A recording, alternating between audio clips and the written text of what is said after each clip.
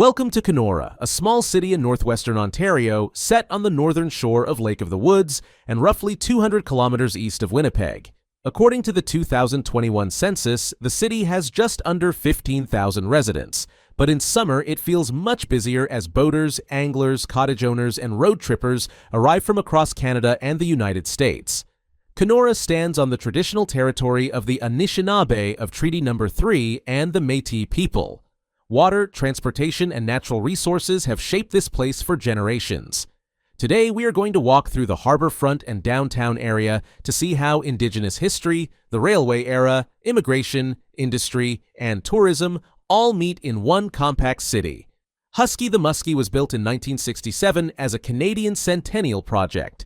Standing 40 feet tall and weighing about 2.5 tons, it has become Kenora's best-known landmark. Long before the modern city existed, the area was known in Anishinaabe-Moan as Wajashk Onigamiing, commonly translated as the place of the muskrat Portage. The English settlement later became known as Rat Portage. The Hudson's Bay Company established a post on Old Fort Island in 1836 and moved its operations to the mainland in 1861. Railway construction then transformed the settlement. The Canadian Pacific Railway connected Rat Portage with Winnipeg in 1882 and with the east the following year. In 1905, Rat Portage was renamed Kenora. The new name combined the first two letters of Keewatin, Norman, and Rat Portage, K, No, and Ra.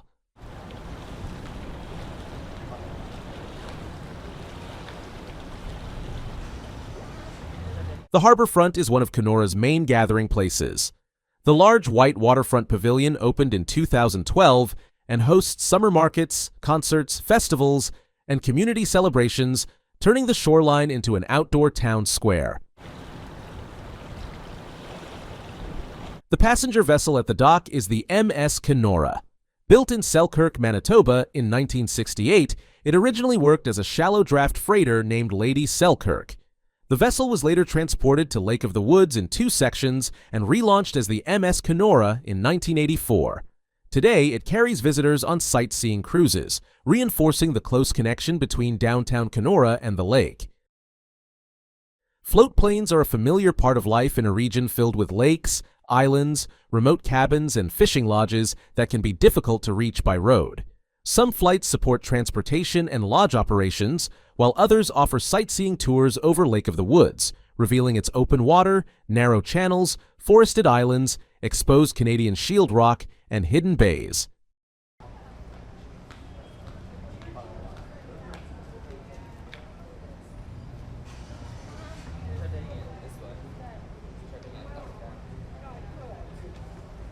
This mural celebrates Kenora's Ukrainian heritage through images of immigration, agriculture, industry, churches, traditional clothing, dance, and the pisanka, or decorated Ukrainian Easter egg.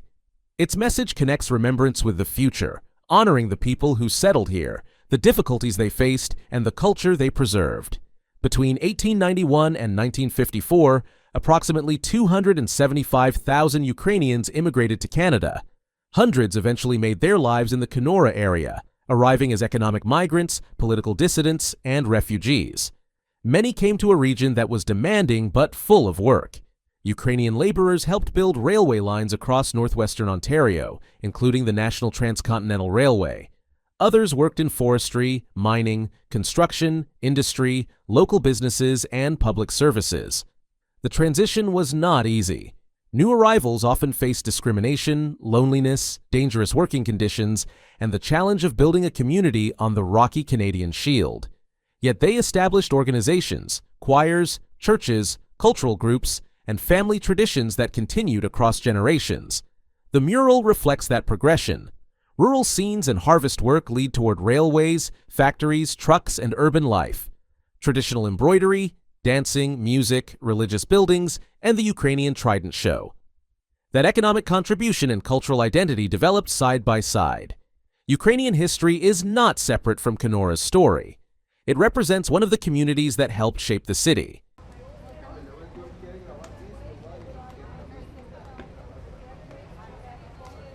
As we move farther into the center, Kenora begins to look less like a lakeside resort and more like a historic railway town. Many of the brick and stone buildings date from the late 19th and early 20th centuries, when Portage was expanding rapidly. The compact streets follow the difficult geography of the Canadian Shield.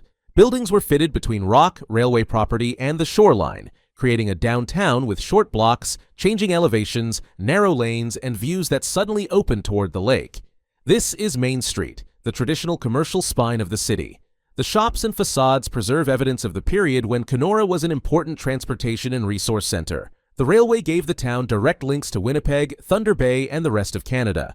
Gold discoveries brought prospectors and investment, while lumber, commercial fishing, flour milling, boat building, and later pulp and paper supported the local economy.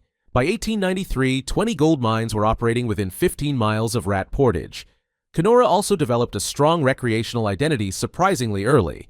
The area was already promoted as a summer destination in the 1880s, and the Lake of the Woods Yacht Club was organized in 1903. In 1907, the Kenora Thistles won the Stanley Cup, making this one of the smallest communities ever to capture a major North American sports championship. Main Street therefore reflects several versions of Kenora at once: a railway town, an industrial center, a regional service community, and a gateway to the lake.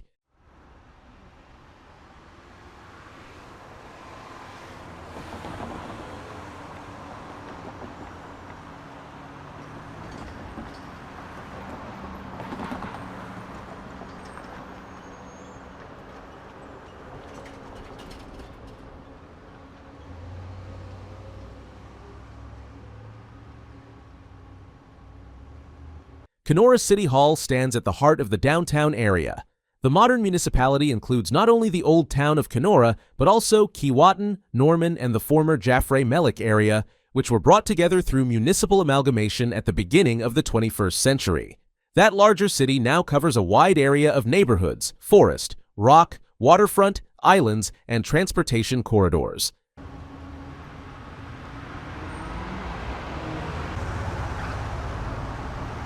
This stone building dates to 1897 and was constructed by James Robinson and J.K. Bryden. Johnson's Pharmacy moved here around 1917, linking the business name with this Main Street corner for more than a century.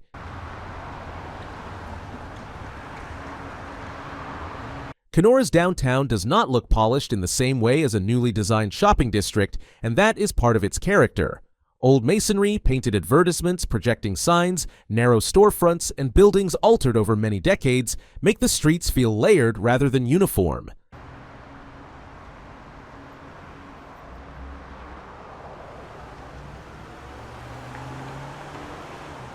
The city has also lived through major economic changes. Railway traffic remained important, but passenger travel shifted toward highways and cars. Resource industries became less dominant, and the local paper mill closed in 2006 after more than 8 decades of operation. Since then, Kenora has increasingly emphasized tourism, small businesses, public services, four-season recreation, and redevelopment of the waterfront and downtown. Some historic properties have found new uses, while others still need investment.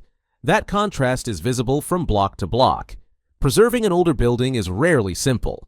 Owners must balance modern accessibility, energy efficiency, safety standards, and maintenance costs against the desire to keep original materials and architectural details.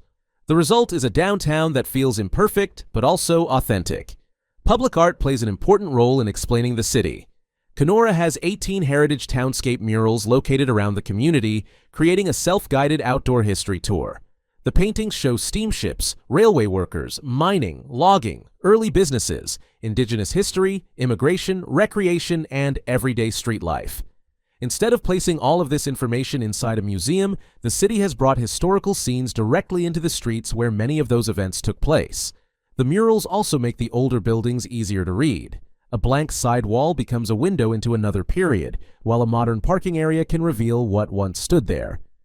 Together, the paintings connect the harbor, the railway, the commercial district, and the people who built their lives here. For visitors, they add context to an ordinary walk. For residents, they preserve stories that might otherwise disappear as industries close, buildings change, and one generation replaces another. The city's greatest natural feature is Lake of the Woods. The lake crosses Ontario and Manitoba and extends south into Minnesota, making it an international body of water. Its maze of forested islands, rocky points, channels, and bays creates an enormous and unusually complex shoreline. For generations, the lake has supported travel, fishing, trade, harvesting, and settlement. Today, it is known for boating, paddling, swimming, sailing, camping, and sport fishing. Walleye, northern pike, smallmouth bass, and muskellunge are among the species that attract anglers to the region. The water also changes the rhythm of the city. In winter, the lake becomes a frozen landscape used for snowmobiling, ice fishing, skiing, and winter travel. In summer, marinas fill with boats, seasonal residents return to cottages, and docks become extensions of streets and homes. This is why Kenora feels larger than its population suggests. The permanent city is relatively small, but it serves a much wider network of islands, rural properties, First Nations, seasonal homes, lodges, and visitors spread across the region.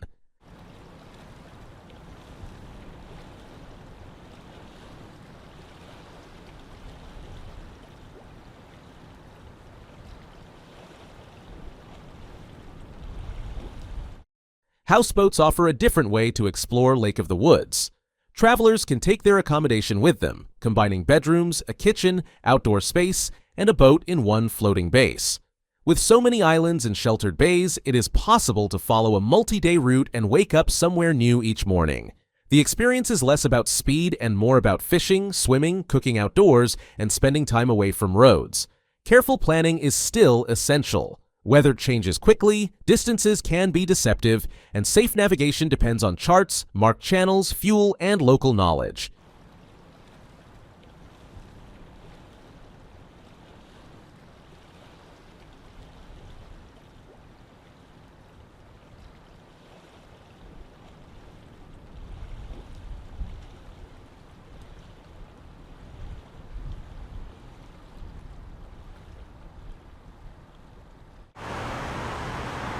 Even in a city of fewer than 15,000 people, downtown Kenora still has an independently operated movie theater. Century Cinema screens current releases, with evening shows and weekend matinees.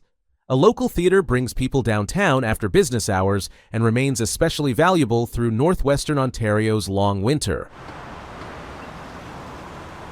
Real estate in Kenora varies dramatically depending on location and access to water. The market includes older homes near downtown, suburban properties, condominiums, rural acreage, island cottages, and large waterfront homes with private docks. Lakefront land is limited, and every property is shaped by practical details: road access, boat access, shoreline conditions, water depth, exposure to wind, winter maintenance, and the cost of building on Canadian shield rock. A house that looks close to downtown on a map may still offer a very different lifestyle if it sits on an island or at the end of a seasonal road. Demand is influenced not only by local residents, but also by buyers from Winnipeg and other cities looking for cottages, retirement properties, or summer homes. At the same time, Kenora faces the same challenge as many resort-oriented communities. Attractive recreational property can exist alongside a shortage of attainable year-round housing.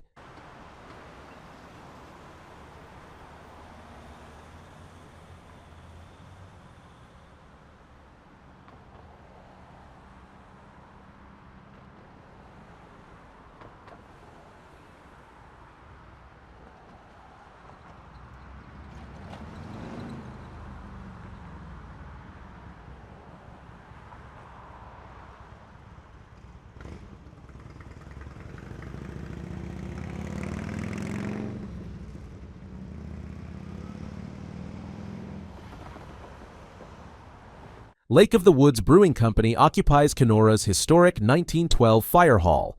Its tap room opened in 2013, returning commercial brewing to the city after 59 years. The former fire station is a strong example of adaptive reuse, preserving a civic landmark while giving it a new role in downtown Kenora. These narrow lanes and weathered back walls reveal a side of Kenora that is easy to miss from the highway. The city is not simply a collection of waterfront attractions. It is a place built in layers: Anishinaabe territory, fur trade routes, railway expansion, mining and forestry, waves of immigration, industrial growth, economic change, and modern tourism. Kenora may be small, but its setting gives it a scale and identity that few cities of similar size possess. Downtown streets lead directly to docks, floatplanes, cruise boats, islands, and open water. That combination of history, working community, and wilderness is what makes Kenora distinctive. Thank you for joining this complete walk through the city and the northern shore of Lake of the Woods.